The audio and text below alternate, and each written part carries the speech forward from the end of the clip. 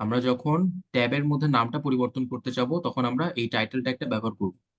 বাস, হেডের অংশ শেষ। এবার আমরা বডিতে চলে যাব, লিখলাম বডি ট্যাগ। এবার বডি ট্যাগের ভিতরে আমি ধরো একটা হেডলাইন দিতে চাচ্ছি। হেডলাইনটা হচ্ছে H1 দিলাম, সবচেয়ে বড় যে হেডলাইন ট্যাগ। এবার আমি ধরো লিখলাম সাবজেক্ট লিস্ট। এবার আমি যখন রিফ্রেশ করলাম এখানে আমার সাবজেক্ট লিস্ট চলে আসছে। এবার আমি চাচ্ছি ধরো সাবজেক্ট লিস্ট যে লেখাটা আছে এটাকে আমি একটা আন্ডারলাইন করব। তখন কি করতে হবে? আন্ডারলাইন করতে হলে আমাকে ইউ ট্যাগটা ব্যবহার করতে হবে। এবার আমার এই সাবজেক্ট লিস্টটা আমি ইউ ট্যাগের ভিতরে লিখে দিচ্ছি।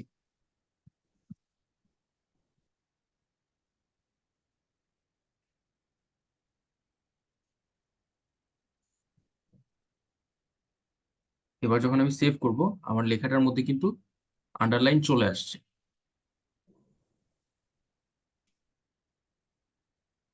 এবার আমরা লিস্ট তৈরি করতে যাচ্ছি। ধরো 1 2 3 4 5 6 দিয়ে আমরা হচ্ছে তিনটা সাবজেক্টের নাম লিখ। তো 1 2 3 4 যদি থাকে তাহলে সেটা কি list? Ordered list. Ordered list হলে আমরা লিখবো হচ্ছে ওএল ট্যাগ ব্যবহার করব। ওএল ট্যাগ লিখলাম। ওএল ট্যাগের ভিতরে আমাকে এটা টাইপটা লিখতে হবে, এটার ধরনটা কি। যেহেতু আমি 1 2 3 4 দিতে চাচ্ছি তাহলে আমি লিখবো টাইপ 1। এবার এই ওএল ট্যাগের ভিতরে আমি লিস্ট লিস্ট ট্যাগ ব্যবহার করে আমার অপশনগুলো দিয়ে দিব। এই লিস্ট ট্যাগ একটা দিলাম। এবার এখানে লিখলাম অ্যাকাউন্টিং। তারপরে আবার একটা লিস্ট ট্যাগ দিলাম, এটার মধ্যে লিখতেছি হচ্ছে ফিন্যান্স। এরপর আবার একটা লিস্ট ট্যাগ নিব, Yes. ম্যানেজমেন্ট। এবার দেখো এখানে কিন্তু সিরিয়ালি 1 2 3 করে অ্যাকাউন্টিং ফিন্যান্স ম্যানেজমেন্ট যে জিনিসটাই আমি লিস্টের মধ্যে লিখছি সেটা সিরিয়ালি চলে আসছে। এটা কি বুঝতে পারতেছো? আমরা এরকম কোড শিখছিলাম খাতায় লিখে।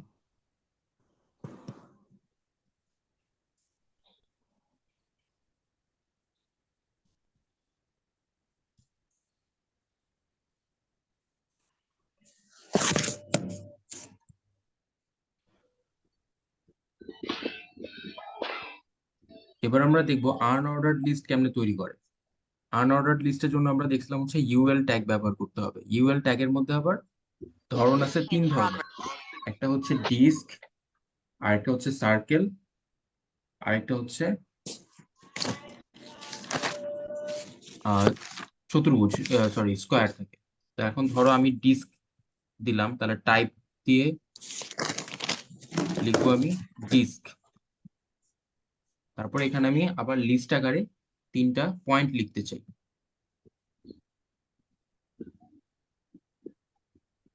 ধরো কয়েকটা ব্র্যান্ডের নাম লিখলাম।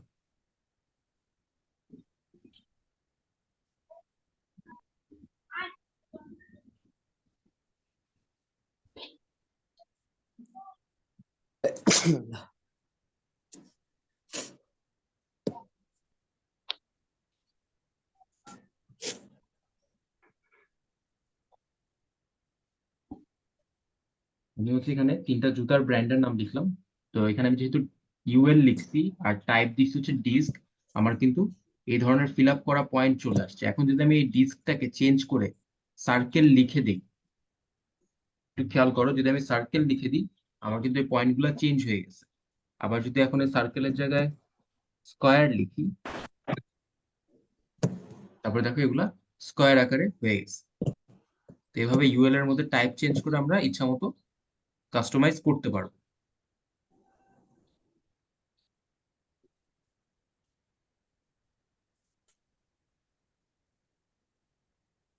এবার আমরা দেখবো হচ্ছে লেখা বোল্ড করে কেমন। ধরো একটা নর্মাল লেখা লিখলাম, সেটা হচ্ছে welcome to ICT class. Normal একটা লেখা চলে আসছে ওয়েলকাম টু আইসিটি ক্লাস। এখন আমি এই লেখাটাকে বোল্ড করতে চাচ্ছি, তাহলে আমি কোন ট্যাগ ব্যবহার করব? বোল্ড করতে হলে বি ট্যাগ ব্যবহার করব। এই সেম লেখাটাই আমি বি ট্যাগের মধ্যে লিখলাম, আমার লেখাটা বোল্ড হয়ে গেছে। এবার সেম লেখাটাই আমি ইটালিক ভাবে লিখতে চাই, তাহলে আমাকে আই ট্যাগের ভিতরে লিখতে হবে সেম লেখাটাই, এই যে একটু বাঁকা হয়ে গেছে অর্থাৎ ইটালিক হয়ে গেছে। তারপর আমরা আন্ডারলাইন ট্যাগটা তো দেখছি, তো আমরা যদি ইউ ট্যাগ এখানে ব্যবহার করি, সেম জিনিস এখানে টাইপ করলাম, সেম লেখাটার নিচে আন্ডারলাইন চলে আসছে। এখন কথা হচ্ছে লেখাগুলো সব পাশাপাশি চলে আসছে, আমি নিচে নিচে লিখতে চাই, তাহলে আমি কোনটা একটা ব্যবহার করব? খেয়াল আছে বলো তো?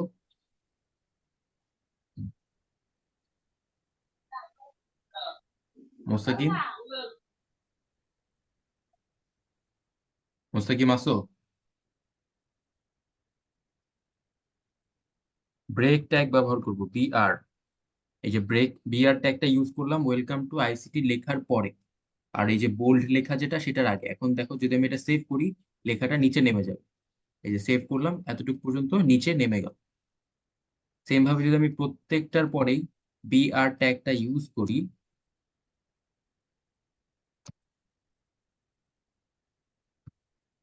তাহলে প্রত্যেকটাই পরপর নিচে নিচে চলে আসবে। এটা কি সবাই বুঝতে পারতেছো?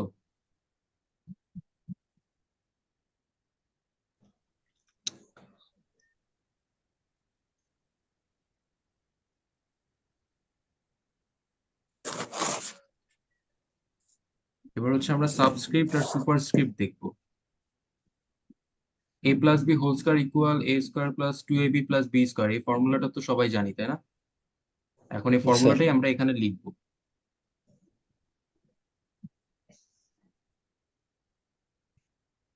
ফার্স্টে লিখলাম এ প্লাস বি, এরপর যেহেতু স্কোয়ার দিতে হবে তাহলে আমি সুপারস্ক্রিপ্ট ট্যাগটা ব্যবহার করব।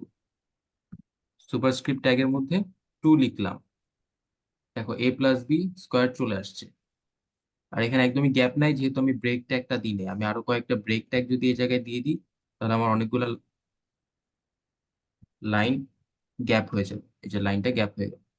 এবার দেখো এ প্লাস বি, তার উপর সুপারস্ক্রিপ্ট টু ইউজ করলাম, এরপর আবার দিব ইকুয়াল এ, তারপর আবার একটা সুপারস্ক্রিপ্ট ট্যাগ ব্যবহার করব, ইকুয়াল এ স্কোয়ার চলে আসছে।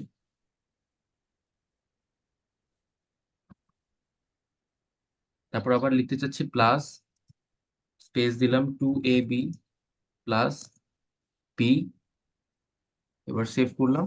এতটুকু চলে আসলে এবার বি এর উপর আমরা আবার একটা স্কোয়ার দিতে চাই, তাহলে আবার এখানে একটা সুপারস্ক্রিপ্ট ট্যাগ ব্যবহার করলাম। তাহলে আমার লেখাটা অলরেডি চলে আসলো, a plus B whole square equal a square plus two a b plus b square. আমরা খাতায় যে লেখাটা লিখছি সেই কোডটা এখানে লেখা হলো। এরপর আমরা হচ্ছে পানির সংকেত লিখতে চাই। পানির সংকেত হচ্ছে এইচ টু ও, এইচ লিখলাম, টুটা একটু ছোট আকারে নিচে থাকবে, নিচে থাকা মানে আমাদেরকে সাবস্ক্রিপ্ট ট্যাগ ব্যবহার করতে হবে, এসইউবি। এসইউবি ট্যাগ লিখলাম, তারপরে ওই এসইউবি ট্যাগের ভিতরে টু লিখলাম। দেখো এইচ এর পাশে ছোট করে টু চলে আসছে, তারপরে একটা ও লিখে দিলাম, এইচ টু ও চলে আসলো। এখন যদি আবার আমি এই দুইটা লাইনের মাঝখানে যদি এই যে এখানে আমার সূত্রটা আর পাশেই একদম এইচ টু ও চলে আসছে, আমি লাইনে একটা ব্রেক দিতে চাচ্ছি, তাহলে একটা বিআর ট্যাগ ব্যবহার করবো, তাহলে লাইনটা ব্রেক হয়ে যাবে।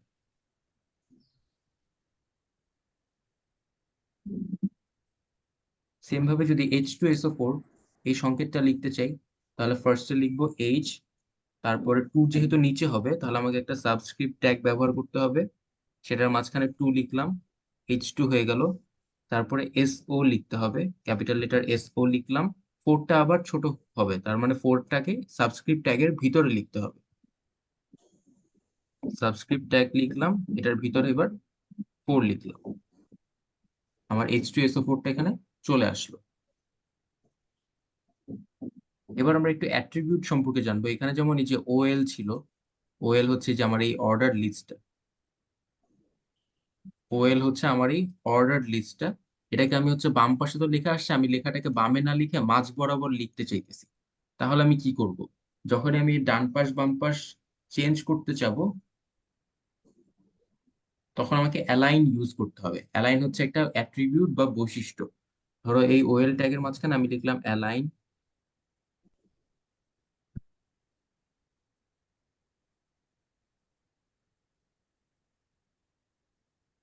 সেন্টার, তাহলে হচ্ছে আমার এই ওএল এর যতগুলা অংশ আছে সেটা সেন্টার বরাবর চলে আসবে। এখন আমাকে লিস্ট গুলার মাঝখানে আবার অ্যালাইন ইউজ করতে হবে, তাহলে নাম্বার গুলা সহ সব সেন্টারে চলে আসবে। এবার ধরো আমার এখানে 1 2 3 দিয়ে তো সাবজেক্ট গুলা লিখা, 1 2 3 না দিয়ে রোমান সংখ্যা দেওয়া থাকে, তাহলে কি করব? তাহলে একটা আই লিখবো। আই লিখলে, ছোট হাতের যদি আই লিখি বা বড় হাতের আই লিখি, তাহলে সেটা রোমান সংখ্যায় চলে আসবে। আবার যদি বড় হাতের একটা এ, ক্যাপিটাল লেটার এ দিয়ে সেভ করি, সিরিয়ালি এ বি সি ও চলে আসবে। এটি কি সবাই বুঝতে পারতেছো? जी सर।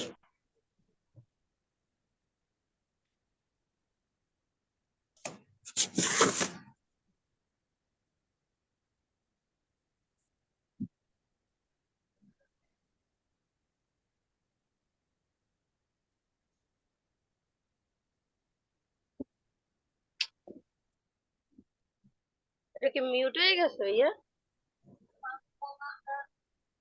কথা শোনা যায় না।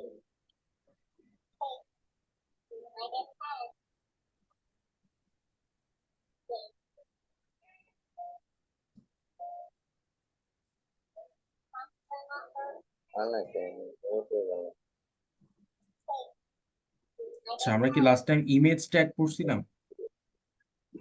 তোর ভিডিও না, না, এই যে এটাই করবো। নন গঠন করিস না, এটা তো তোর ভিডিও না। মোস্তাকিম, আমরা কি তাহলে ইমেজ ট্যাগ করছিলাম? जी सर। ইমেজ ট্যাগ করছিলাম? না স্যার। ইমেজ ট্যাগ আমরা পড়ছিলাম। এখন যখন আমরা এই ওয়েবসাইটে একটা ছবি অ্যাড করতে চাবো, তখন আমাদেরকে ইমেজ ট্যাগ অর্থাৎ আইএমজি ব্যবহার করতে হবে। আইএমজি কোনো এন্ড ট্যাগ নাই সবগুলোতে, যেমন এই যে আমরা শুরু করি, ইউ দেখো শুরু করছিলাম শেষ করছি, আই ট্যাগও শুরু করছি এদিকে শেষ করছি, কিন্তু ব্রেক ট্যাগ যেরকম কোনো শেষ নাই, সেরকম হচ্ছে ইমেজ ট্যাগটারও কোনো এন্ড ট্যাগ নাই।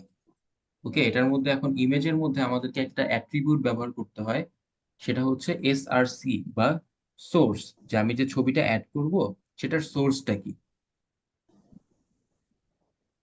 ধরো আমার এই যে এখানে একটা ছবি আছে, এই ছবিটাকে আমি আমার ওয়েব পেজে অ্যাড করতে চাই। এই ছবিটার নাম কি? দেখো ছবিটার নাম দেওয়া আছে picture.jpg। এখন যেহেতু আমি এই ছবিটাকে আমার ওয়েবসাইটে দেখাইতে চাবো, তাহলে আমি কি করব? ফার্স্টে ইমেজ ট্যাগ ব্যবহার করলাম। ইমেজ ট্যাগ ব্যবহার করার পরে সোর্স যেটা, সেখানে আমাকে ওই ছবির নামটা লিখতে হবে। ছবির নাম ছিল picture.jpg। picture.jpg টা আমি লিখলাম, এই যে ছবিটা আমার ওয়েবসাইটের সাথে সাথেই চলে আসলো। এখন কথা হচ্ছে, আমার লেখাগুলা ছোট ছোট, কিন্তু আমার ছবিটা অনেক বড় সাইজের হয়ে গেছে, আমার মন মতো হয়নি। তো আমার ছবির সাইজটা আমি রিশেপ করতে চাচ্ছি। তো ছবির সাইজটা যদি আমি রিশেপ করতে চাই, আমাকে কি করতে হবে? ছবির দুইটা ব্যাপার থাকে, একটা হচ্ছে হাইট। ছবির হাইট আমি দিয়ে দিলাম হচ্ছে 160 পিক্সেল।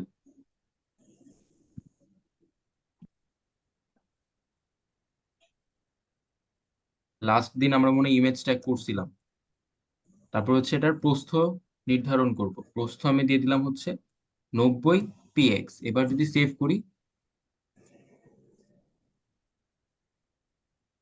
তাহলে আমার ছবিটা ছোট হয়ে আসলো, কিন্তু ছবিটা তো বেশি ছোট। কনজাস্টেড হয়ে গেছে। তাহলে আমাকে একটু চেঞ্জ করতে হবে, সেটা হচ্ছে হাইট দিব হচ্ছে 90, আর প্রস্থ যেটা সেটা দিব হচ্ছে 160। এবার আমার ছবিটা একটা পারফেক্ট শেপে চলে আসছে। এই জিনিসটা কি বুঝতে পারতেছো? জি স্যার। তাহলে ইমেজ ট্যাগের মধ্যে আমরা ফার্স্টে সোর্স দিব, হাইট দিব, তারপরে উইডথ দিব। এরপর আমরা একটা প্রশ্ন হচ্ছে হাইপার লিঙ্ক, কিভাবে এক পেজ থেকে আমি আরেক পেজে যাইতে পারবো। ধরো আমি এখানে একটা লিঙ্ক অ্যাড করতে চাচ্ছি।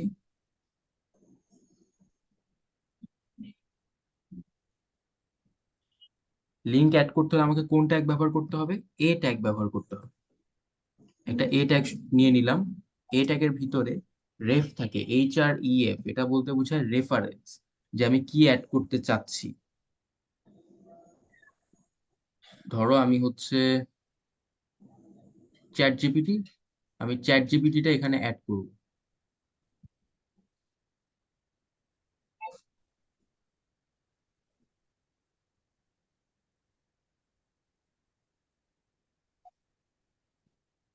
চ্যাট জিপিটির লিঙ্কটা আমি এখান থেকে কপি করে নিলাম, তারপরে এই রেফারেন্সে আমি ওই লিঙ্কটা পেস্ট করে দিলাম। তারপর আমি এই জায়গায় লিখে দিলাম ওপেন সাউন্ড চ্যাট জিপিটি।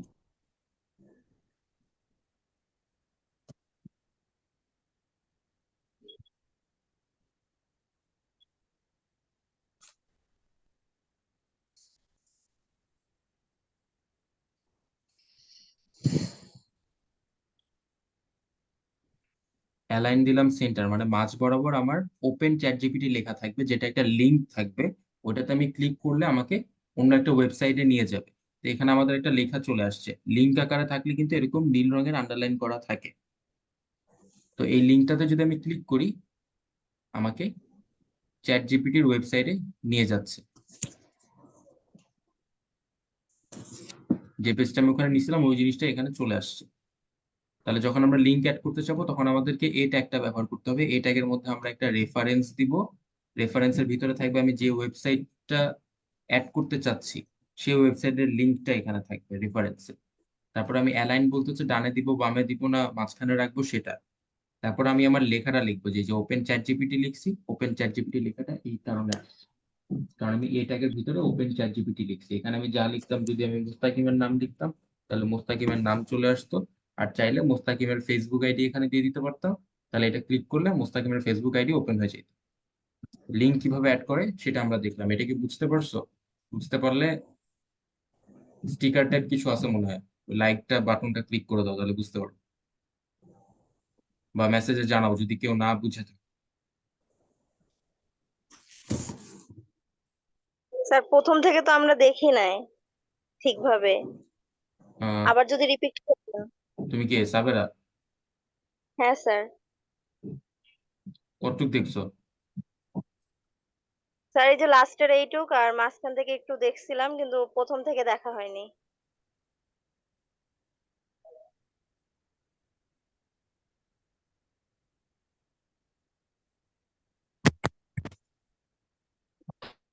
আচ্ছা, ফার্স্টে যেটা করছি সেটা হচ্ছে সাবজেক্ট লিস্ট লেখা আছে ফার্স্টে। সাবজেক্ট লিস্ট যখন আমি লিখতে চাবো, আর তারপরে আছে এখানে এবিসি লেখা, তিনটা সাবজেক্টের নাম। তো ফার্স্ট আমি কি করলাম, ফার্স্ট আমি এই যে বডি ট্যাগ ওপেন করলাম। বডি ট্যাগের মধ্যে আমি একটা হেডলাইন লিখলাম এইচ ট্যাগ দিয়ে, H1। সেখানে মাঝখানে লিখলাম আমি হচ্ছে সাবজেক্ট লিস্ট, এই যে এই লাইনটা। জি। তারপরে আমি একটা ইউ ট্যাগ ব্যবহার করছি, কারণ এই সাবজেক্ট লিস্টের মধ্যে আন্ডারলাইন করা আছে। এটুকু বোঝা যাচ্ছে? যদি আমি ইউ জি ট্যাগটা এই যে স্যার। মুছে দেই, ধরো আমি ইউ ট্যাগটা দিলাম না, ইউ ট্যাগ যদি মুছে দিই তাহলে আমার এই অটোমেটিক এখান থেকে আন্ডারলাইনটা চলে গেছে। তাহলে আন্ডারলাইন দিতে হলে আমাকে একটা ইউ ট্যাগ ব্যবহার করতে হবে। আচ্ছা।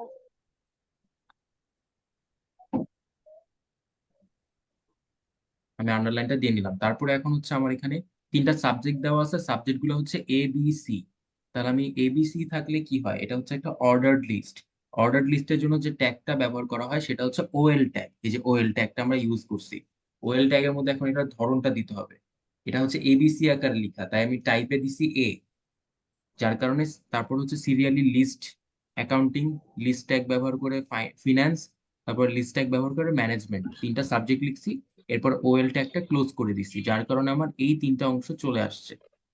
ধরো আমি যদি এখন এ এর জায়গায় আই দিতাম, আই দিয়ে সেভ করলে দেখো রোমান সংখ্যায় 1 2 3 চলে আসছে। তারপরে যদি নর্মাল 1 দিতাম তাহলে সিরিয়ালি 1 2 3 চলে আসছে।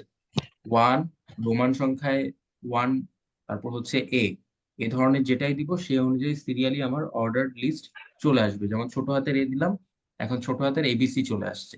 এই জিনিসটা কি বুঝতে পারতেছো এখন? জি স্যার। আচ্ছা, এখন দেখা গেল যে এই এবিসি না দিয়ে কোনোভাবে এখানে শুরু করছে হচ্ছে ডি থেকে, DEF লেখা আছে, শুরুটাই হয়েছে ডি থেকে। তাইলে আমরা কি করব? তাহলে আমরা লিখবো হচ্ছে টাইপ এ, ধরন তো এবিসি তাই টাইপ থাকবে এ। আর একটা লিখবো হচ্ছে স্টার্ট, শুরু হবে থেকে, শুরু হবে 4 নাম্বারটা থেকে। তা এ এর 4 নাম্বারটা কি, এ এর 4 নাম্বারটা হচ্ছে ডি, এবিসি এর 4 নাম্বার তো ডি, তাই না? তাই যখন DEF বা এরকম কোনো কিছু লেখা থাকবে, ফার্স্টে আমি লিখবো ওএল, ওইটার টাইপ লিখবো, তারপর স্টার্ট দিয়ে লিখবো কত থেকে শুরু হবে। এই জিনিসটা কি বুঝতে পারতেছো? যদি থেকে শুরু হ্যাঁ স্যার। হইতো তাহলে আমি 4-এর জায়গায় আবার 5 দিতাম, এই যে 5 দিলাম, 5 দিলে থেকে শুরু হয়েছে। চলে আসবে। এটা গেল। তারপর হচ্ছে রোমান সংখ্যার কথা বলছিলাম, বড় হাতের একটা আই দিই, আই দিয়ে যদি সেভ করি 1 2 3 চলে আসছে। এখানেও যদি আবার স্টার্টের জায়গায় 3 দিলাম, তাহলে আমার 3 থেকে শুরু হয়েছে। এই জিনিসটা কি সবাই বুঝতে পারতেছো? জি স্যার। ওকে, এরপরে হচ্ছে পুমা, নাইক, অ্যাডিডাস, তিনটা কোম্পানির নাম লেখা আছে, সেটা হচ্ছে আনঅর্ডার্ড লিস্টে। তাহলে আমি কি করলাম, হ্যাঁ। ইউএল লিখলাম, আনঅর্ডার্ড এর জন্য ইউএল ট্যাগটা লিখলাম। টাইপ ধরনটা কি হবে, এখানে স্কোয়ার আকারে আছে, তাই আমি টাইপ দিছি হচ্ছে স্কোয়ার। এরপরে যেহেতু আমার লিস্ট 3টা পয়েন্ট আছে, তাই 3টা এরকম লিস্ট ট্যাগ ব্যবহার করে 3টা অপশন খালি লিখে দিছি। এরপর ইউএল ট্যাগটা ক্লোজ করে দিছি, যার কারণে আমার এই অংশটুকু দেখাইছে। এটা কি বুঝতে পারতেছো? এবার যদি স্কোয়ারের জায়গায় ডিস্ক লেখা থাকতো, তাইলে এই স্কোয়ার গুলা দেখো চেঞ্জ হয়ে যাবে, স্কোয়ার গুলা গোল হয়ে যাচ্ছে, ফিল আপ করা গোল। তারপর আবার ডিস্কের জায়গায় যদি সার্কেল লেখা থাকতো, তারপর শেপ গুলা চেঞ্জ হয়ে গেছে, সার্কেল আকারে হয়ে গেছে। তারপরে যেটা লিখছিলাম, লেখা আছে হচ্ছে ওয়েলকাম টু আইসিটি ক্লাস, 4 টাইপের। একটা হচ্ছে নর্মালি লেখা আছে, এই যে আমি এখানে নর্মালি ওয়েলকাম টু আইসিটি লিখছি, এটার কারণে এটা দেখাচ্ছে। তার পরবর্তী লাইনে লেখাটা একটু বোল্ড কর। বোল্ড করার জন্য আমরা কোন ট্যাগ ব্যবহার করি? B tag. এই যে বি ট্যাগ লিখছি, বি ট্যাগের মধ্যে আমি ওয়েলকাম টু আইসিটি ক্লাসটা লিখছি, যার কারণে আমার লেখাটা বোল্ড হয়ে গেছে। তারপর 3 নম্বরে যে লেখাটা আছে সেটা একটু বাঁকা, ইটালিক স্টাইলে লেখা। ইটালিক স্টাইলে যদি আমি লিখতে চাই, আমাকে আই ট্যাগ ব্যবহার করতে হবে। আমি যখন এই আই ট্যাগের মাঝখানে লেখাটা লিখছি, আমার লেখাটা ইটালিক স্ট্যান্ডার্ডে হয়ে গেছে।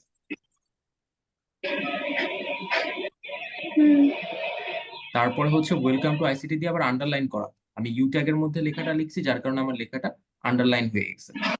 এরপরে হচ্ছে ফর্মুলা লেখা একটা, a plus B whole square equal a square plus 2ab plus B square. এই ফর্মুলাটা যখন আমি লিখতে যাবো, আমাকে হচ্ছে সুপারস্ক্রিপ্ট ট্যাগ ব্যবহার করতে হবে, যেহেতু উপরের পাওয়ার হিসেবে নাম্বার লিখতে গেলে সুপারস্ক্রিপ্ট ট্যাগ ব্যবহার করতে হয়। আর যখন এই নিচে ছোট আকারে লিখতে যাবো, তখন আমাকে সাবস্ক্রিপ্ট ট্যাগটা ব্যবহার করতে হবে। তো যখন আমরা সূত্রটা লিখতে যাবো, ফার্স্টে আমাকে লিখতে হচ্ছে a প্লাস বি, এই যে ব্র্যাকেট দিয়ে a প্লাস বি লিখছি। তারপরে উপরে 2 আছে, যার কারণে সুপারস্ক্রিপ্ট ট্যাগ ব্যবহার করে এটার মাঝে 2 লিখছি। এটুক লিখার পরে ইকুয়াল এ দিয়ে আবার সুপারস্ক্রিপ্ট ট্যাগ ব্যবহার করছি, যার মাঝখানে 2 লিখছি, যার কারণে এ স্কোয়ারটা চলে আসছে। এরপরে আবার প্লাস 2ab প্লাস বি লিখছি। এরপরে বি এর পরে, যেহেতু বি এর উপরে একটা 2 আছে, তাই বি এর পরে গিয়ে সুপারস্ক্রিপ্ট ব্যবহার করে আমরা একটা 2 লিখছি, যাতে সেটা পাওয়ার হিসেবে আসে। যদি আমি সুপারস্ক্রিপ্ট ট্যাগটা বাদ দিয়ে দিই, দেখো বি এর উপরে যে 2 ছিল সেটা এখন আর না। সুপারস্ক্রিপ্টের জায়গায় যদি আমি আবার সাবস্ক্রিপ্ট দিয়ে 2 লিখি, তাহলে লেখাটা বি এর নিচে চলে আসছে। কিন্তু সূত্র অনুযায়ী তো আমাকে বি এর উপরে দিতে হবে, তাহলে আমরা সুপারস্ক্রিপ্ট ট্যাগটা ব্যবহার করব। এই যে আবার উপরে চলে আসছে। পরবর্তী লাইনে ছিল হচ্ছে H2O, পানির সংকেত আমরা লিখতে চাই। যেহেতু নিচে 2, তার মানে আমাকে সাবস্ক্রিপ্ট ট্যাগ ব্যবহার করতে হবে। তাহলে ফার্স্টে লিখছি H, তারপরে সাবস্ক্রিপ্ট ট্যাগ ব্যবহার করে সেটার মধ্যে 2 লিখছি, যেহেতু 2টা নিচে। তারপরে আবার নর্মালি ও লিখছি। এরপরে H2SO4 লিখা। H2SO4 সংকেতটা যেহেতু লিখতে চাচ্ছি, আমাকে ফার্স্টে H লিখতে স্যার হবে। আপনার কথাটা ঠিক মতো বুঝতে পারতেছি না, সাইডে সাউন্ড এই মাইক কারণ স্যার এই হ্যাঁ। সাবের ভয়েস মাইকে আওয়াজ হচ্ছে।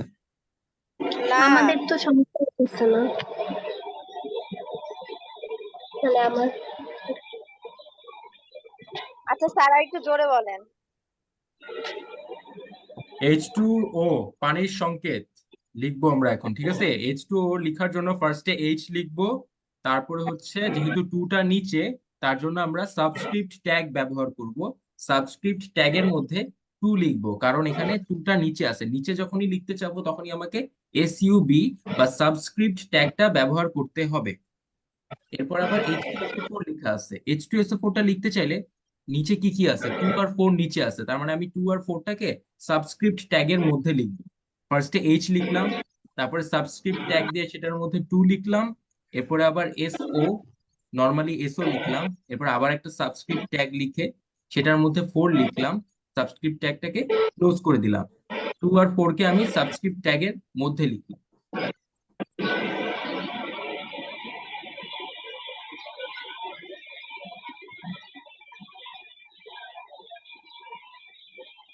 তারপর আমরা একটা ছবি অ্যাড করছি, পিকচার অ্যাড করতে হলে আমাদেরকে, এটা কি দেখছো সাবেরা, ছবি অ্যাড করাটা দেখছিলা? স্যার এটা দেখছিলাম। আচ্ছা, তুমি তোমার মাইকটা একটু মিউট করে রাখো।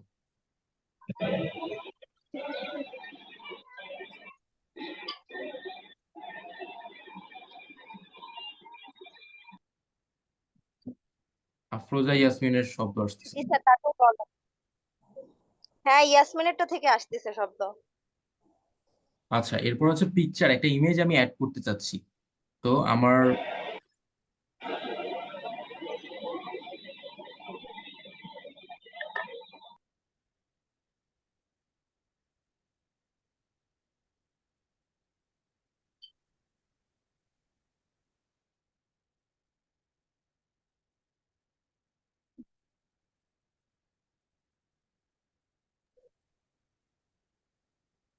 আচ্ছা, এখন হচ্ছে আমি ইমেজটা একটা ব্যবহার করব, যেহেতু ছবি একটা অ্যাড করতে চাচ্ছি। আমার ধরো এই ইমেজটা একটা না, এটাকে আমি মুছে দিই। এখানে এখন কোনো ছবি নেই, আমি একটা ছবি অ্যাড করতে চাচ্ছি। আমি যদি ছবি অ্যাড করতে চাই, তাহলে আমাকে হচ্ছে ইমেজ ট্যাগ ব্যবহার করতে হবে। ইমেজটাকে হচ্ছে আইএমজি, আইএমজি লিখলাম। আইএমজি লিখার পরে এখানে আমার একটা অ্যাট্রিবিউট থাকবে, সেটা হচ্ছে সোর্স। এবার সোর্সে আমি কি দিব? সোর্সে হচ্ছে আমাকে ছবিটার নাম লিখতে হবে। এই যে এই ছবিটা আমরা অ্যাড করতে চাচ্ছি, ছবিটার নাম হচ্ছে পিকচার ডট জেপিজি। তো এই নামটাই আমি এখানে লিখে দিব।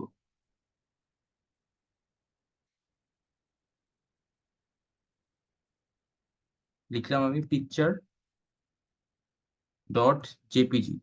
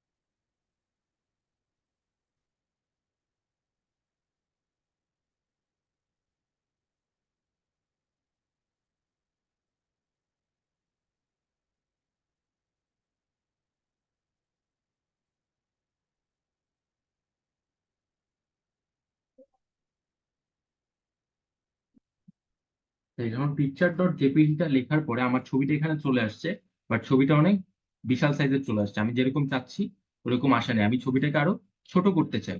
তাহলে আমাকে যে কাজটা করতে হবে, আমি হচ্ছে ছবির লেন্থ বা হাইট চেঞ্জ করব। তাহলে আমি এই জায়গায় লিখলাম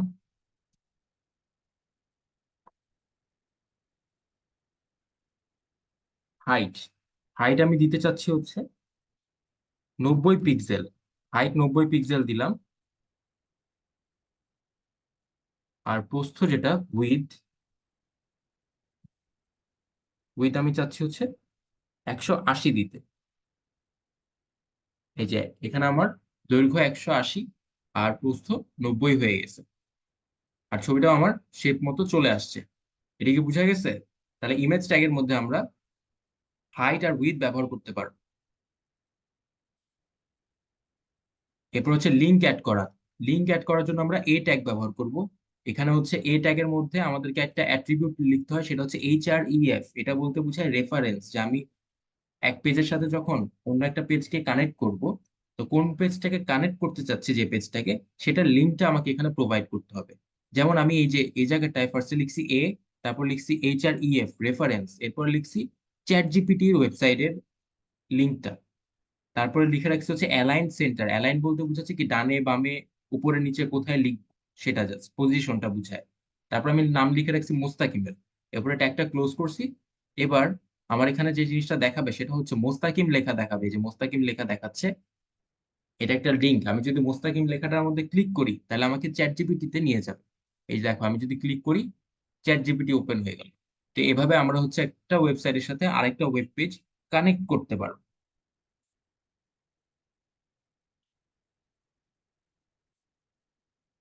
এরপর আমরা দেখবো হচ্ছে প্যারাগ্রাফ ট্যাগ। প্যারাগ্রাফ ট্যাগ হচ্ছে নর্মালি আমরা হাবিজাবি যাই লিখি সেগুলো সবই হচ্ছে প্যারাগ্রাফ ট্যাগ। এই যে এই যা যা আমি এতক্ষণ লিখছি এগুলোকে আমরা প্যারাগ্রাফ ট্যাগের মধ্যে লিখতে পারতাম। তো প্যারাগ্রাফ ট্যাগ মানে তুমি জাস্ট নর্মালি সিরিয়ালি লিখে যাবা, ওখানে কোনো ব্রেক ট্রেক হবে না, সবকিছু নর্মালি চলতে থাকে। এই এটা বাদে আর কোনো ট্যাগ আছে যেটা আমরা খাতায় লিখছিলাম এখন দেখা হয়নি? একটু দেখে বলো তো মুস্তাকিম বা সাবেরা। খাতায় ট্যাগ করানো হয়েছে এখন আমরা দেখি নাই।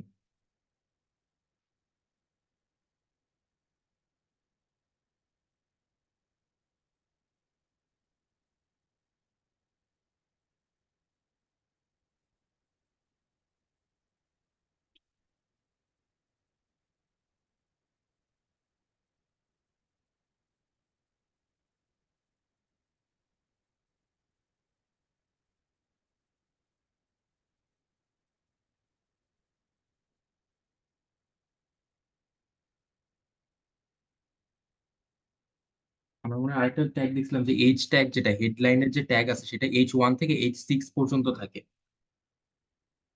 তো সেটা কিভাবে কাজ করে ওটা একটু দেখা দিচ্ছি। H1 ট্যাগ লিখলাম, এরকম 6